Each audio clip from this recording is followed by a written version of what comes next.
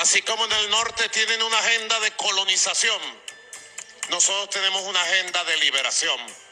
Y la agenda nos la escribió Simón Bolívar. Está pendiente la libertad de Puerto Rico y la lograremos, Brennan, con las tropas de Brasil. Since TikTok is about to get banned in USA and Puerto Rico because we're a colony of the United States, and we don't even know what's going to happen with the future of TikTok at this point, I got something to say. Since Nicolas Maduro brought up the independence of Puerto Rico and believes that he can free it from the United States, I have to be very clear with what I'm going to say. No, I am not any sort of communist. I don't believe in anything related to what this guy has to offer, say, or do. But yes, I do believe in self-determination and sovereignty for Puerto Rico. I also believe that solidarity is key within our brothers and sisters of Latin America. That being said, this is what I have to say.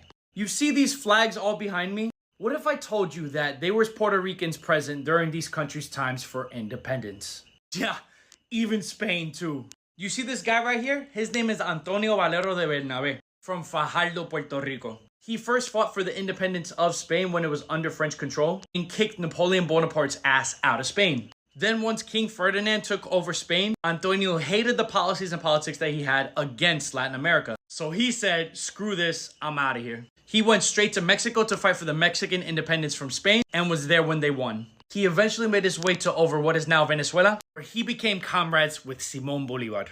Bernabé was granted the Minister of War and Maritime of Venezuela. He was the chief of staff of what is now Colombia. He fought off any sort of Spanish intervention to what is now Panama. He fought for the last battle of independence for Peru. He will be forever remembered as the liberator from Puerto Rico. This is Juan Rios Rivera. After Puerto Rico's attempt for independence from Spain, he fled to Cuba and fought in the 10-year war of Cuba's fight against Spain. After the 10-year war, he moved to Honduras and opened hospitals and banks in Honduras. This is Eugenio Maria de Hosto. Eugenio was present during Dominican Republic's fight for independence, specifically El Grito de Capotillo, and had a presence along with several other Puerto Ricans during the Dominican Republic's last battle against Spain. And the man you see right here is Ramon Emeterio Betances, a Dominican doctor that became the representative of Dominican Republic during their embassy trips to France. There was also a point where Betances lived in Haiti to plot for Puerto Rico's independence against Spain. He also believed in an Antillean confederation uniting DR, Haiti, Puerto Rico, and Jamaica.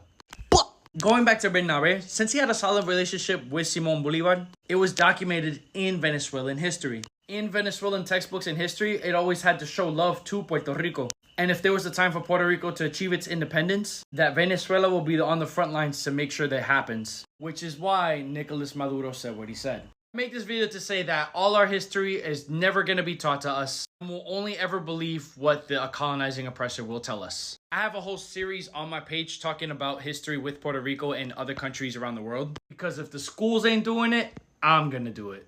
The key to unlocking Puerto Rico's full potential is knowledge. They don't want you to know your history for a reason. That being said, do what you will with this information. I let you know where I stand, and that's all I have to say.